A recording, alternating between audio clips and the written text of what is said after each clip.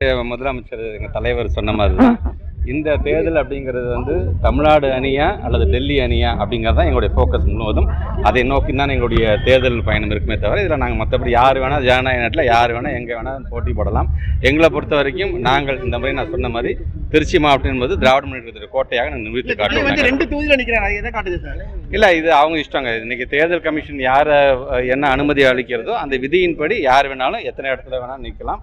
அதை பற்றி எங்களுக்கு கவலை இல்லை. எங்களை பொறுத்த வரைக்கும் திருச்சி மாவட்டங்கிறது வந்து திராவிட முன்னேற்றத்தோட கோட்டை என்பதை நிரூபித்து காட்டக்கூடிய ஒரு நல்ல வாய்ப்பாக நான் பார்க்கிறேன். அவங்க தானே சொன்னாங்க என்சிசி மட்டும் வரட்டுங்க, தேர்தல் தேதி மட்டும் அறிவிக்கிட்டுங்க, நம்ம இவங்கள்ட்டலாம் தேதி கேட்க அவசியமே இல்லைங்க, நமக்கு நேராக எலெக்ஷன் கமிஷன் தாங்க நமக்கு அனுமதி கொடுக்கும் சொன்னதே அவங்க தான்.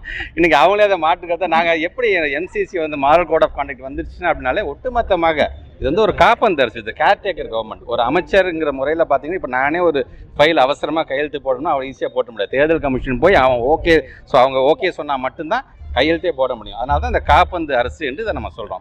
முழுக்க இது வந்து எலெக்ஷன் கமிஷனுடைய சுவிதாங்கிற ஆப்பில் போய் நாங்களே 48 மணி நேரத்துக்கு முன்னாடி நாங்கள் அதை போய் அப்ளை பண்ணால் தான் எங்களுக்கே அனுமதி. நாங்கள் போய் யார்கிட்ட நிற்கணும் அவசியம் இல்லை, அந்த ஆப்பில் பண்ணாலே போதும்.